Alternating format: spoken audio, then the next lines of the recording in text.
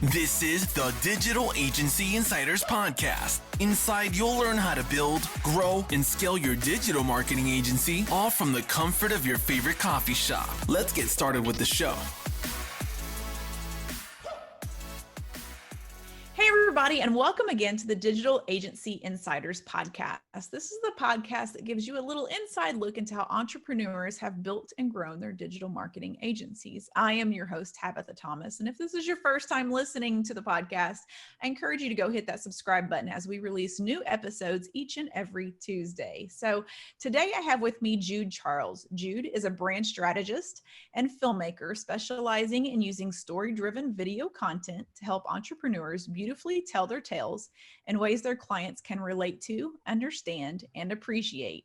He's worked with the likes of Steve Harvey, Coldwell Banker, and a little business you may have heard of called Google. Being able to bring someone's story to life is no small feat, but time and again, he seems up for the challenge. Jude, welcome to the show. Thank you for having me, Tabitha. It's definitely a pleasure to be here today. Super excited to have you with us. So looking back through all of your stuff, it looks like you've been doing this video stuff for a while, and 13 years, in fact. So did some part of you always have that entrepreneurial fire burning in you, or was there a moment in time that sparked that for you? I think there was a moment in time that sparked it for me. In high school, I took a TV production class, and for one reason or another, just really loved telling stories. And my TV production teacher saw that. She saw that talent in me. And my junior year in high school, she looked at me and she was like, "You're really good at this, Jude. You should start a business." And at the time, I had no idea what it meant to start a business. Again, I was only 17 years old. I was still in high school. The next thing on my mind was, what college am I going to? Yeah, because that's what's beat into our heads, right? Right. But instead, the following day, May 5th, 2006, I'll never forget it. She came to class with a yellow envelope and she handed it to me. And I was like, "What is this?" And she's like, "Take a look inside." And so I opened up the envelope, and inside were my first set of business cards. She didn't allow me to say no. She didn't allow me to be like, I don't know what I'm doing. She got me started May 5th, 2006 at 17 years old. And from that point on, I kind of figured it out as I went along, but I became an entrepreneur on that day. That is awesome. Okay, so not a lot of teachers are like that out in the world, and give this lady a shout out because that is incredible and awesome. And I love her right now just for doing that for you. Yes. And I still talk to her to this day. Her name is Mrs. Donnelly. She's still a teacher, not at the same school that I was at back in high school, but she's still a teacher. And actually, she just celebrated her 60th birthday not too long ago. So yeah, I still talk to her. Yeah. So starting a business at 17, it's no easy task, I can only imagine. So you tell people that the next 5 years were a time of struggle, that you were trying to find your way in that field. So what were some of the issues that you were facing at that time? I think the issues that I was facing is not finding the right clients, not understanding how to market and promote and do sales so that I can attract the right type of client that would want to pay me for the services that I offer. So I do video production. And at the time, I offered every type of video production. We'll get into a little bit of how I niched down. But at that time, I was doing birthday parties and retirement parties and church events and weddings. It's just anything that you needed recorded, I would do it. But the problem that came with that is that I would also get people that were all across the gamut as far as like whether they could afford me, couldn't afford me. Like I would do a $1,000 retirement party, but then struggle to get someone to pay me $1,000 for a birthday party, right? And so that was kind of the problem that I was having in the very beginning, was just understanding business. I knew I had a great talent, and I understood how to film and edit and those different type of things. I knew the technical parts, but I didn't understand the business parts that would help me continue to grow, that would help me continue to get the right type of clients. Gotcha. So how did you learn and adapt from then? How did things change to where you were like, okay, this is how I need to do this, or this is the particular niche that I need to go after? Because in the beginning, when you're just learning, I understand that whole taking anybody and everybody, and it's I think some people need to go through that just to get the experience to know what you want and what you don't want in a business. So how did it change after that? It changed for me in 2010. At that time, I had been working with a client. Her name is Keisha Dior. She was running a cosmetic business. And I'll never forget the day that I woke up at 7 o'clock in the morning. I woke up to the sounds of chains hitting the ground. And I know that sounds a bit odd and eerie, but what it was the tow truck driver outside of my house getting ready to repossess my car. And this had Oh, happened for the second time in 8 months that my car was getting repossessed. And the reason why is because, like I talked about, I had a hard time consistently getting clients, so I couldn't consistently get money to come in to pay my bills. And I remember running outside pleading with the tow truck driver, just like, please just act like you haven't seen the car. Just give me a couple more days. And of course, he had a job to do, and he decided to take the car. But it was very ironic that when I walked back inside the house, I remember sitting on the edge of my bed just thinking, all right, it's been 5 years at this point. It's time to give it up. I've given it a good run. I haven't really figured things out. And in that moment that I'm sitting there, I had been sitting there for at least 30 to 45 minutes, and I get a phone call from my client, Keisha Dior. And we had been filming a documentary series about her building her cosmetic business from the ground up. At that point, it had been 1 year. And she calls me, she's excited, and she's like, Jude, you won't believe it. You won't believe it. And I'm like, what happened, Keisha? And she said, I've been doing this business for 12 months. And after 12 months, I just got off the phone with my accountant, and we've crossed over the $1 million mark. And I remember this sinking feeling inside, because here it is, I'm talking with a client who has only been in business for a year and was able to make $1 million, whereas I've struggled for the last 5 years trying to consistently make, at that time, $20,000 to $30,000 a year. mm-hmm. But what it did, it was a light bulb moment. I was able to change my perspective and realize not only do I have a client who's made $1 million in 12 months, which means that it's possible, but she made it using a piece of content that I had given her, that I had crafted for her. Right? Which means I had something that was valuable. She was willing to pay for it. And I just needed to understand, how do I continue to market and promote that? So that was kind of the transition moment for me, because that is how I got into the niche that I am in now, where I create documentary series for entrepreneurs. It's in order to help them elevate their personal brand. And it was because I saw what Keisha was able to do. She only had Twitter. She only used Twitter at the time. This is 2010. And she used, of course, her website. And then she had the videos. We had released them sequentially. Part 1 and then part 2 and 3 came 6 months and 6 months after. But she used and leveraged part 1 of the documentary series to be able to promote herself, promote her products, and then obviously bring in $1 million in revenue. That was just a big light bulb moment for me that changed everything. So did you change your pricing structure after that moment, just out of curiosity? I'm like, in my head, if I'm in your shoes and I'm sitting there and she just tells me she just made $1 million, I'd be like, I am not charging you enough, lady. I wasn't. And out of full transparency, at that time, I charged her for part 1. I think we had filmed for about 6 or 7 months. I only had charged her $3,000. That's to film it and that's to edit it. All right. So yes. 6 months of work. For 6 months of work. So yes, my pricing structure changed after that. It changed quite a lot. I'm very glad to hear that. It changed a lot because, so what I did is I went back to, okay, I need to learn the business side of this. What I saw that Keisha was doing every single day, again, I had the blueprint because I watched someone build $1 million business. I got the behind the scenes of that. And so what she was really great at was marketing. And so I went back and learned that. I remember the first course that I took was a course called Earn 1K, and it's all about the basics. Let's get back to the basics and talk about how do you earn your first $1,000. Obviously, I had already done that, but I needed to humble myself and say, you know what, maybe I didn't do it the right way. I need to understand, how do I do this the right way? And so without making it a long story, but I began to take for a full year. I took a year off. I continued to work with Keisha, but I took a year off taking on other clients to learn the business side.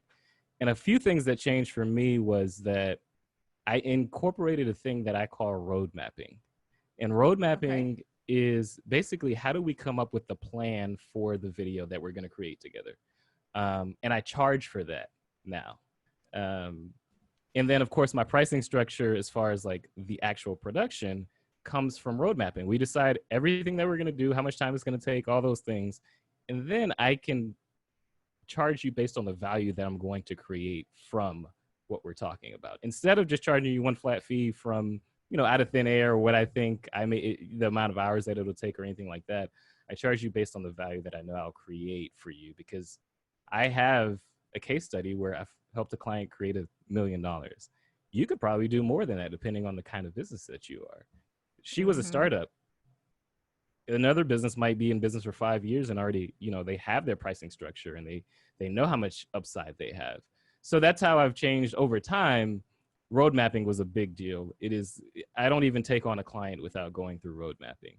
Well, that's very And smart. Well, and it yeah, helps the client also know what's coming up. And it's not just pulled out of thin air, that this number is something that you guys decided together and not just something that you're shoving down their throat or whatever, which can sometimes feel that way.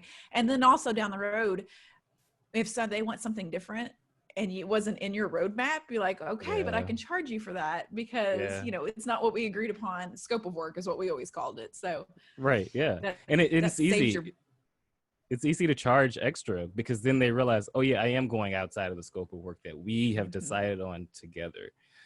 So yeah, it's that was a big moment for me in 2010, and it's what's led me to. I know we've talked a little bit about working with Steve Harvey and Google and Caldwell Banker and different entrepreneurs and brands of that nature. But it's what has led me to that point, is because I understood the business and marketing side of what I do.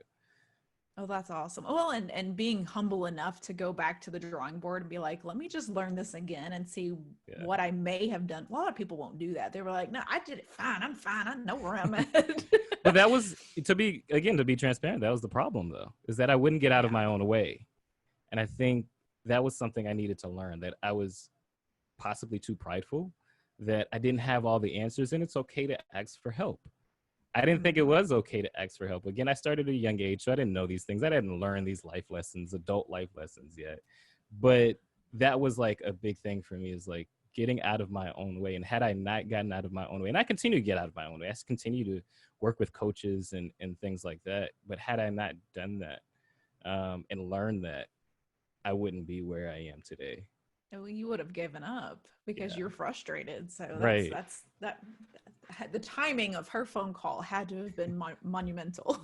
It was. Yeah, for sure. For sure. So let's talk into the niches that you're working with now, the entrepreneurs, and how that led to, like you said, working with Caldwell Banker and Steve Harvey and Google of all people. Like, tell us how that path went. Are they coming to you now, or are you actually actively going out and finding those kind of clients? It's a little bit of both. But what I decided from working with Keisha, again, I focused on documentary series for entrepreneurs. But what that also helped me niche down on is storytelling. If it's not a project where I'm creating a story, so I don't do like commercials or promo videos or product videos or anything like that. I focus specifically on how are we getting ready to tell a story, a real raw story that's emotionally compelling for someone to watch. And that is, in the early days, I was also doing documentary series for entrepreneurs and brand campaigns. And that is one of the reasons why I worked with Google and I worked with Caldwell Banker, specifically the projects that I worked on with them. Google was launching a company called, I can't remember the name of it now, but it's an education platform. It was kind of like Okay. lynda.com, if you've heard of lynda.com. It was something similar to that, where it's different entrepreneurs who are masters at what they do, but they're coming on this educational platform to teach others, right? Okay. Gotcha. Early days of that, the company, it did not become successful, unfortunately. But what we did was that at a conference called Hispanicize, they wanted to create these profile videos of some of the speakers that were there, talking about what it means to be an entrepreneur that can help others. And so that was the stories that I created at Hispanicize at the conference for Google, for this new launch of this brand and company that they were creating. For Caldwell Banker, it was for a group of real estate agents in the South Florida region, telling their stories, creating profile videos of those real estate agents. Again, all storytelling based. So I became the person that was known for creating stories that just felt really real, felt really personal, creating personal brands around storytelling. And then, of course, that's led to the work that I've done with Steve Harvey. Again, documentary series for entrepreneurs. That's what it's all about. It's like, how does someone deeply connect with you on a level and hear stories that they may not have ever heard before, so that they trust you, and they trust you. What I call it is trusting you at scale, because now that you've created the story, you can use it over and over and over to get other people to trust you. And so that's how I've niched down into that area. So how did you get in front of Google and Steve Harvey and Caldwell Blanker? Like, how did you even pitch them these ideas in the first place? All of it has been through referral. So I'll start with Google specifically. It was someone else that had worked at Google, who had done work with Google, who knew what my specialty was, and they knew what Google wanted to do, right? And so that person referred me to the marketing head at Google for this new company. And because of that, it was a lot easier to make the pitch, right? Because now I'm going in with an idea of what they kind of want to create. I'm just putting my own special sauce on it. I'm saying this is the way we can really craft it so that we get the full picture of what you wanted to create. Caldwell Banker, same thing. They were looking to continue to brand their, they had specifically bought out a firm, real estate firm that wasn't under Caldwell Banker, but now it was. And they wanted to rebrand this firm. But how do you do that? And part of the idea was storytelling. How do we make these people stand out? How do we showcase why we even bought them out? It was storytelling. And so again, I come in and I'm pitching. I'm still doing road mapping at this point. And so I'm still charging for road mapping, but again, it positions me differently. Like, he's coming up with a full plan. Why wouldn't we work with him? Right? Yeah. Like, because in road mapping, what I do is we come up with a plan of, okay, what does this brand represent? What do you stand for? Then the actual stories that we could possibly tell. But I'm also storyboarding all of that out so that I'm giving you the visuals before we ever get to press record on a camera. And how I often position it is, hey, I'm going to give you the full plan. You might end up seeing the price and you say, you know what, this might be too costly for us. You still have a full plan that you've paid for. Take it to someone else. Of course, that's not going to happen because I've already shown them my expertise, and we've spent, road mapping is 8-hour sessions. So we've spent 8 hours together going through this. So of course you're not going to go with anyone else. But that's the way I position it, because I want to disarm them and make them feel like, yes, we're paying for this up front. We're not tied to doing production and how much production may cost, but we have that option. It's still on. The ball is still in their court. So how much, if I can be nosy, how much are you charging for your road mapping sessions now? Road mapping is $10,000 today. Originally, I started, again, out of transparency, because I don't want to make it seem like this was all roses. Originally, I started at 500 because I wasn't sure that in my industry, film production, people aren't used to paying for road mapping or some kind of plan up front. And so I started at 500 just to test the waters to see, like, would people actually pay for this? And after a while, I continued to just raise the price. As more and more people told me how much value they gained from it, I continued to raise the price. And I also was able to get testimonials and case studies from people who, even as most recently, like, I have a client who told me that, so we did road mapping. She didn't decide to work with me for a full year. But from what I gave her from road mapping, she was able to make an extra $100,000 in her business just from the ideas that I gave her from road mapping. We are now working together, but because she had to build up to it. She had to build up to it, right? Because of the value that I created, she realized she was still able to take those ideas, run with it, and make more money. It's like, why wouldn't I do an actual documentary series? Which is what we're doing now. Why wouldn't I do that with him? And so, so it's at $10,000 now, and so the amount of work going to them for these road mapping sessions. Yes, yeah. So I'm going to them. I'm flying to them. I work with clients all over the country. Like, I have a client right now in Delaware and Vegas. I'll be going to Vegas in 2 weeks. But I go to them. I do the road mapping session in their comfortable environment, their office, because Uh-huh. I'm asking, specifically when I'm doing documentary series for entrepreneurs, which is all I focus on now, I'm asking them very deep questions. Like, how did you get started? What is your family history like? Why are you in this business? Like, why did you decide this is the thing you're going to do? For example, I'm working with a copywriter right now. He's a copywriter and serial entrepreneur. He does other things, but copywriting is like his main thing. And I want to know, how did you even get into copywriting? Like, Yeah. you Like, know, you're why at even a, that? why even that?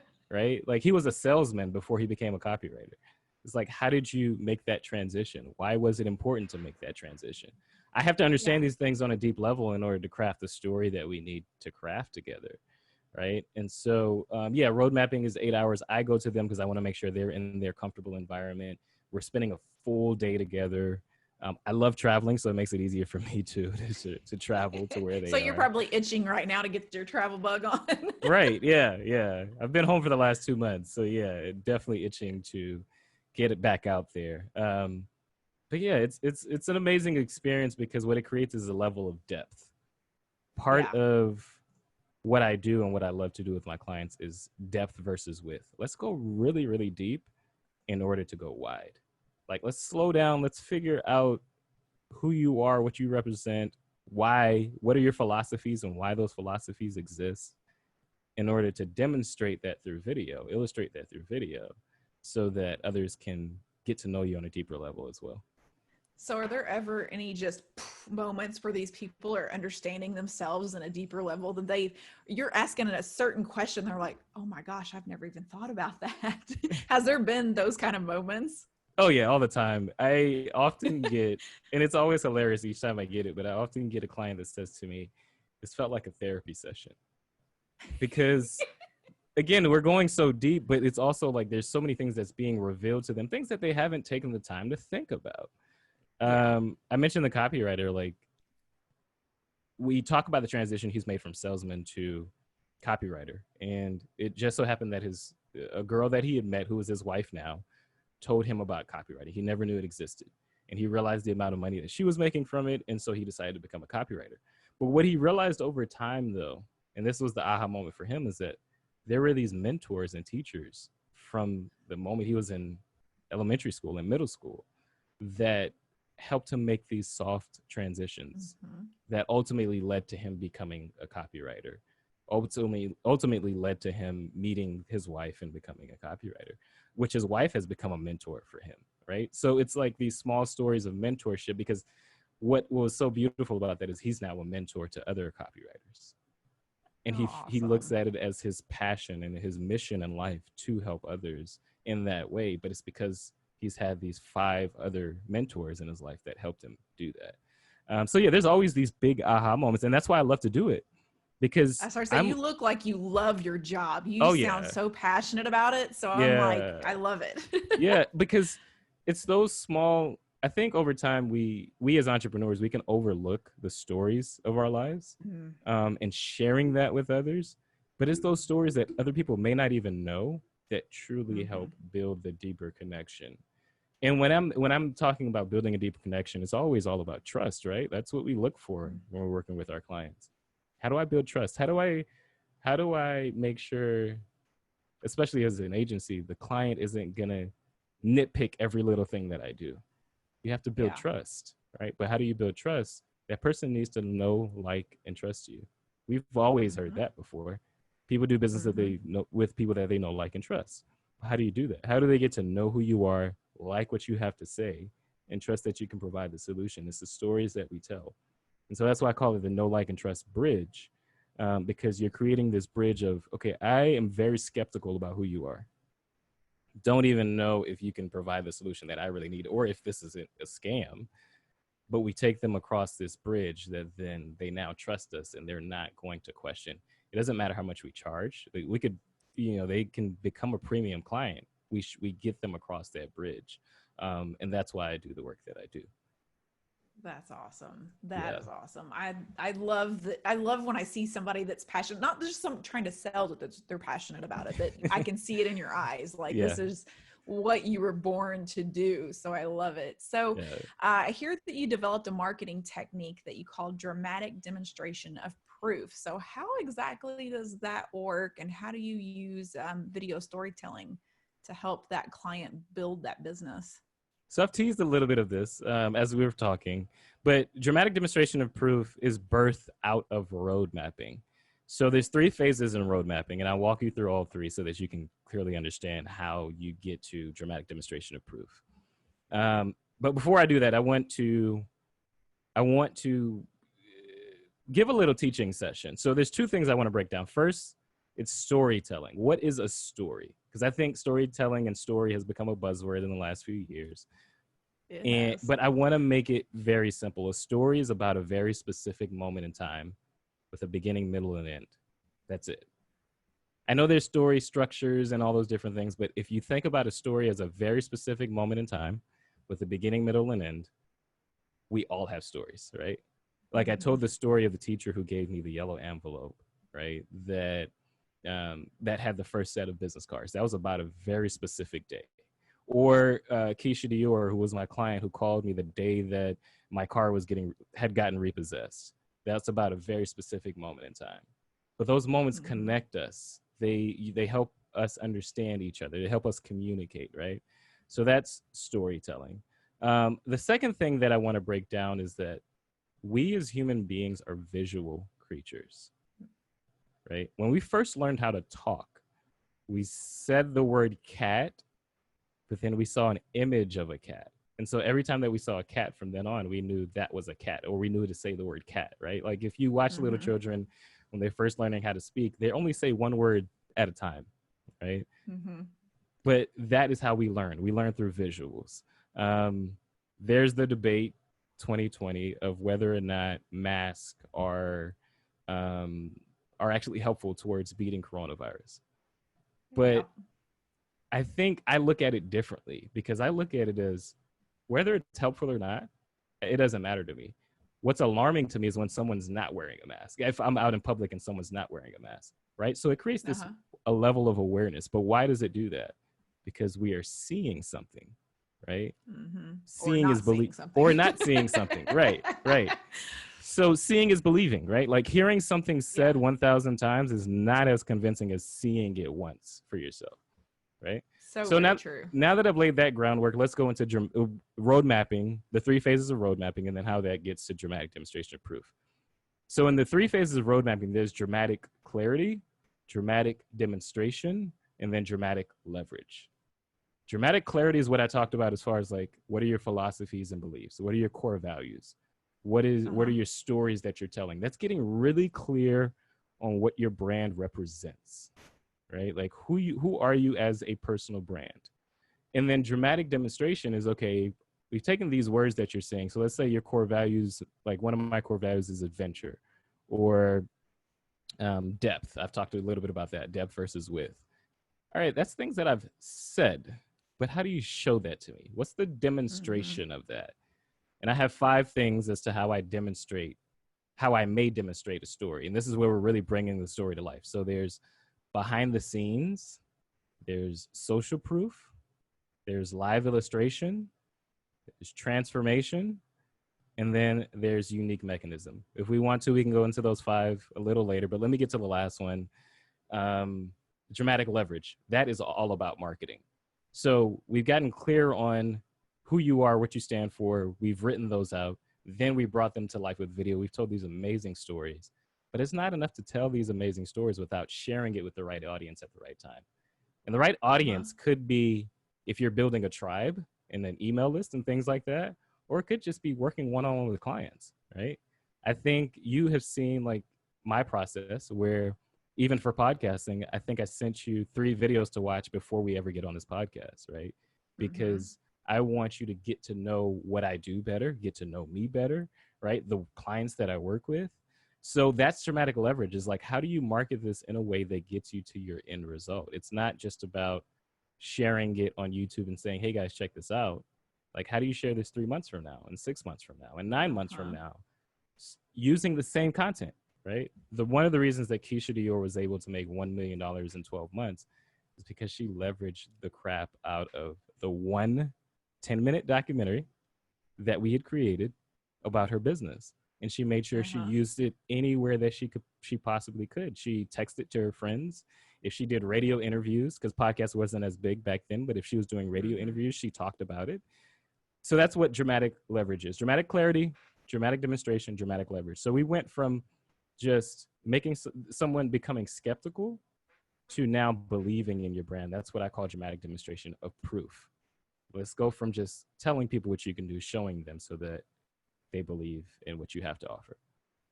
I love every bit of this because I can see you in one of these meetings like bust, because I was like, how do you get all of this pulled out in one 8-hour day? Like I really was like, but you have a set process that how long did it take you to come up with this entire process? I'm sure it's been years and trial and error, but. So I've been in the business for almost 15 years. And I think it's just paying attention to be completely transparent and honest. All of this comes back from the work that I did with Keisha Dior. Like that was a big moment for me. And I was just like, I missed something here. Meaning that I only charged $3,000 for that project. Now, of course, the next project we did part 2 and part 3, I charged more, and she was okay with it because she had made money. Right. But I looked at, okay, what did I do that worked? Because I did these things intuitively, but I didn't have a process back then. Like, why is it that people fell in love with Keisha's brand? I didn't even mention this part. Like, she was selling blue lipstick, purple lipstick, green lipstick, yellow lipstick. In 2010, it wasn't popular. That's why I want to make a point of mentioning that. It wasn't popular, but people believed in her brand so much and believed in who she was that they were willing to buy those products, right? And I wanted to see what was it that I did. I didn't even focus on the product so much as I focused on who she was and what it represented. Because what it represented for her was women empowerment. It represented being comfortable in your own skin, even if it means you're wearing blue lipstick, right? It was deeper. It was a deeper meaning. Yeah.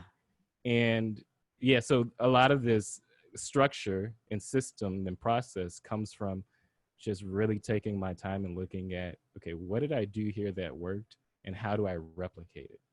Yes. Right. So I continue to replicate it with different industries like an interior designer or real estate or Google or copywriter, business coach, jewelry. Like I've continued to replicate it using the same exact process and system. That's incredible. I love it. And I hope that you teach that time and time again, because I can see how that could be so helpful, not just for videographers and people that are doing that kind of, but even marketers. Like, I'm curious, do you actually post the videos for your clients now, or do you give them a roadmap to do that? Like where they need to be posting videos and things like that? I give them so in dramatic leverage, the phase that's dramatic leverage, what I also give them is 2 things. So I give them what's called the 70 different ways that you can leverage one video. So it's just a full list of, again, 70 different ways that you may not have thought of. And it's probably something you've created a long time ago and just reusing every time. Yep. And so I started, originally the list started at like 40, but over time I continue to add to it. The other thing is, because the 70 can be daunting. And I've listened to what my clients have told me is like, what if there was a checklist, right? So instead of, I still give the 70 different ways just in case, they may decide to be creative and think of other ways. But I also give them a checklist as like, once the project is done, the first 10 weeks, here's what you should be doing every week, right? Because half the time they may be giving it to another person to share, right? Or they may be doing it themselves. But again, it's like, how do you keep up with it? Because you do have a business to run and there's other things happening day to day. How do you keep up with making sure that, okay, I'm sharing this over and over? Yeah. That's awesome that you give that. I was curious if you did that for them, because that can be a whole nother. It becomes another business. There. Yeah. Yes. I'm like, that's not even in your, not that it's not in your wheelhouse. You could totally do it, but that doesn't mean you want to do it. No. Yeah. So you talked about perspective and vision a little bit earlier. So tell us what the difference is between perspective and vision. Yeah, I think that we all have eyes. We can see out of our eyes, right? But what's ironic is that both you and I wear glasses. So without the right set of lenses on, you won't have the right perspective. I mentioned the story with Keisha and how like she had made $1 million. Now, in that moment, I could have been really bitter, and it was just like, you know what? I'm never going to do this again. Like, how could I have been, so dumb and to make the wrong decision? And she's made $1 million, but I didn't see any of that, right? Like, it's not like she said, hey, I made $1 million. Here's an extra 10,000. But instead I had on the right set of glasses, meaning that I was able to see and read what was happening. And I went back to the drawing board to create a different life for myself, right? I know that often the word vision is used as far as like being able to see into the future and make a vision for yourself. I think that it's hard to make a vision for yourself if you don't have the right perspective, if you don't have the right mindset. Because again, the difference between me and Keisha was the perspective. She was able to make $1 million because she understood what she needed to do in her business, because she had possibly learned marketing beforehand. Whereas I hadn't learned those things. So I didn't have the right perspective. I didn't have on the right set of glasses. And I think as entrepreneurs, that's key. It's like, what's the difference between, someone like me or Warren Buffett? It's the level of perspective that we have, right? Yeah. Like, we're all human beings. But what I love about the work that I do, because I work with 7 and 8 figure entrepreneurs, helping them share their story to create a larger tribe, elevate their brand, their personal brand. But what I love about the work that I do is what I'm aiming for is to make them just a little bit more human. Because when you hear that someone has made 7 and 8 figures, if you haven't made that, you feel completely, instantly disconnected. But they're just human beings like you and I are. Right? I love, one of my clients says, I put on my pants the same way you do. One leg at a time, right? That is what perspective and vision is all about. It's like, how can you just change your mindset just a little bit to see that, okay, this person, if they can do it, I can do it too. So I don't know if you've watched the Stephen Georgi documentary. He's the copywriter that I've been talking about on here. I sent it to a friend who's after this. Now I want to see it. So we'll link you guys to this on the website. I sent the documentary, it's part 1 of his documentary series, and I sent it to a friend who's a copywriter as well, because I wanted to get his perspective on like, hey, here's another copywriter, what do you take from this? To me, this person, I won't name him, but he's accomplished in my opinion, right? Like, we're very good friends. We're working on starting a business together because of how accomplished he is and different things like that. But he texted me back and he was like, as someone who is wondering when will it happen for me, this was inspiring. And I was like, wait, what do you mean? When will it happen for you? Because in my mind, he was already doing great things, accomplished and successful. But he was able to change his perspective and look at, like, although I'm having this internal battle of when it will happen for me, I'm seeing someone else that's a little bit further along and seeing how I can make it happen for myself. Right. I think ultimately that's what I love about the work that I do. And that's why I'm so passionate about storytelling, because that's what happens when you tell the right story, is that it can help change someone else's life. Even if that doesn't mean they're at the same place that you're in, but they can put themselves within the story. Even if you're telling a story about yourself, they can put themselves within that story in order to change their perspective and change their journey, right? A teacher who gave me the first set of business cards changed my perspective. While I was sitting there thinking, what is start a business, 17 years old? What does that look like? She changed my perspective. To me, that was the first time I ever encountered a dramatic demonstration, because like you said, teachers don't do that. Like, they may encourage you and motivate you, but to go out of her way to say, no, here's your first set of business cards. I believe in you. I believe in you. That's what she said. Without saying it, handing that to you, she said, I believe in you. Yeah. Yeah. And I think that's the power of storytelling, dramatic demonstration. It's all about changing someone's perspective. Because again, we all have the ability to see, but we may not have the ability to read. That comes through perspective. I love it. So, is there any advice that you would give anyone in the film industry or somebody that's wanting to start doing videos for other businesses? Is there any advice that you would give them for starting up that kind of company, besides road mapping? Because that's an obvious one.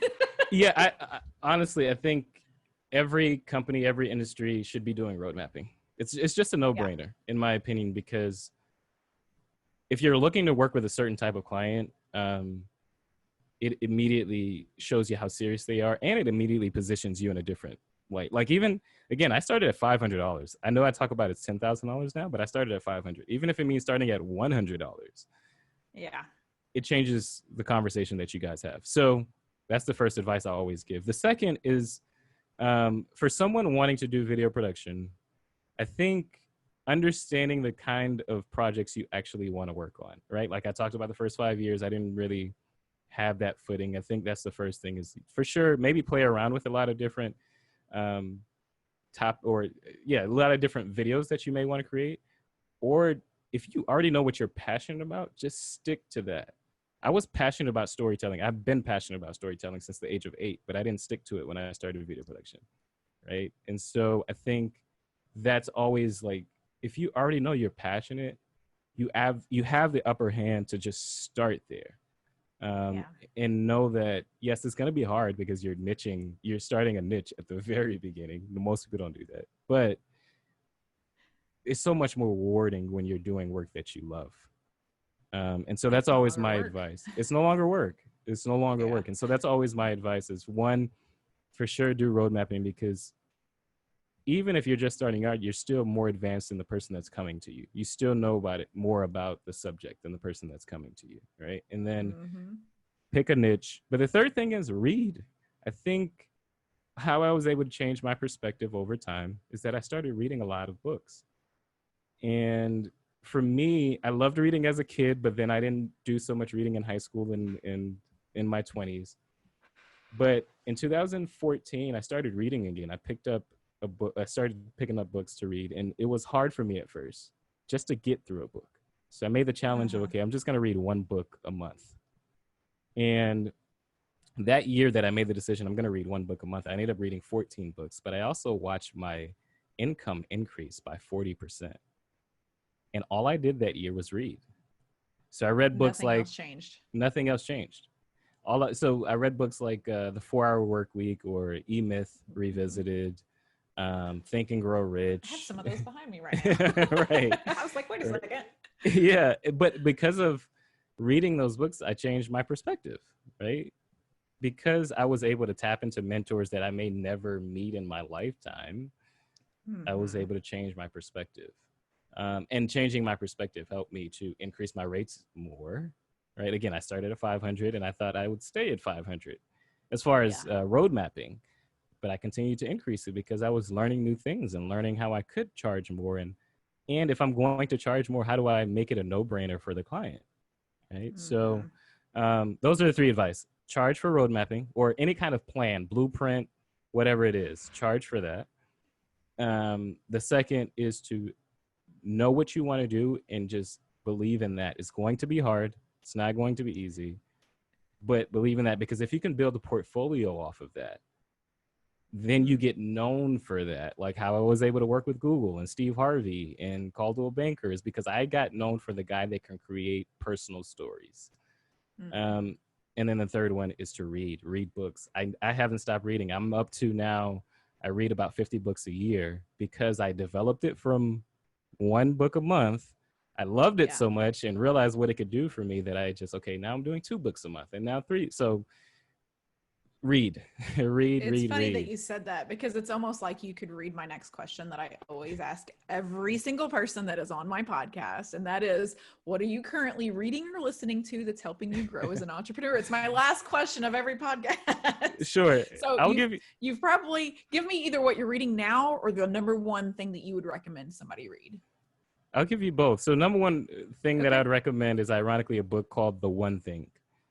That book has changed my life tremendously because it helped me become more disciplined. It's on that shelf over there. I was like, I know I have it somewhere. It's over there. It's an amazing book. It's helped me become more disciplined and understanding how to focus on what, like, niching down to documentary series for entrepreneurs was about my one thing. Like, if there was one thing that I could do for the rest of my life, because I do other things now, as far as like, I do video production, but I'm running an email list and different things like that. But in podcasting, but if there's one thing I could do for the rest of my life, it is documentary series for entrepreneurs. So The One Thing is what I recommend. And then I'll tell you the last 3 books that I read, because all 3 books were amazing. Limitless by, I can't think of his name now, but it's a book that was recently released, but it's an amazing book. I'll get his name and I'll send it to you so you can put it in the show notes. Limitless is one. I'm reading a book right now called rereading, because I often reread books too. A book called Rethinking Prestige Branding. It's all about luxury branding, but how it's done in modern day. So it also talks a little bit about storytelling. And then the third book that I'm reading, so I'm reading right now, Rethinking Prestige Branding, and then Traffic Secrets from Russell Brunson. Branson. There you go. Yeah. Because there is a Russell Branson too. But anyway, yeah. Traffic Secrets, Rethinking Prestige Branding. Those are 2 that I'm reading right now. Sometimes that happens. I'll be reading 2 different kind of books. They're on opposite spectrum. Yeah. That happens every now and then. But yeah, those are the last 3 books. Limitless is such a great book. So it's life-changing. And then Rethinking Prestige Branding, just because, again, I'm the kind of clients that I work with, they're not luxury clients, but I do want to understand, like, with the work that I do, how do I continue to elevate them? So I'm always learning. Make them look like the luxury brand. Yeah, exactly. So I'm always learning. I've never like settled on, okay, I've reached the moment where I know everything. I don't. And then Traffic Secrets, because again, that goes back to how do you leverage this video content? How do you even get traffic to get people to watch the videos? And so I'm not going to run a business doing that, but I can consult my clients in understanding how to do that in a different way. And so, yeah, I'm always learning, always reading. That's awesome. Yeah. I love it. So if somebody is just listening to this and they're not able to look at the show notes, tell us where they can find more from you. Best place to find more from me is my website. It's where all of my contact information is, judecharles.co. And I also run a private email list where I share a lot of this information, the storytelling, the brand building, dramatic demonstration of proof, a little bit of everything that I've talked about, my entrepreneurship journey. And that you can find judecharles.co/list. I know that you will also include that in the show notes, but that's my private email list where I share even the behind the scenes of working with these 7 and 8 figure clients, the lessons that I learned from their big businesses that I'm not running right now. So that's where you can find out more, and let's get personal. Awesome. Well, I have thoroughly enjoyed getting to know you a little bit more and hearing your story, because it was a story. Yes. And I hope to talk to you more soon. Thank you for having me, Tabitha. It was definitely a lot of fun. All right, guys, we'll see you next Tuesday. You've been listening to the Digital Agency Insiders Podcast. For more tutorials on growing your digital marketing agency, make sure to visit digitalagencyinsiders.com.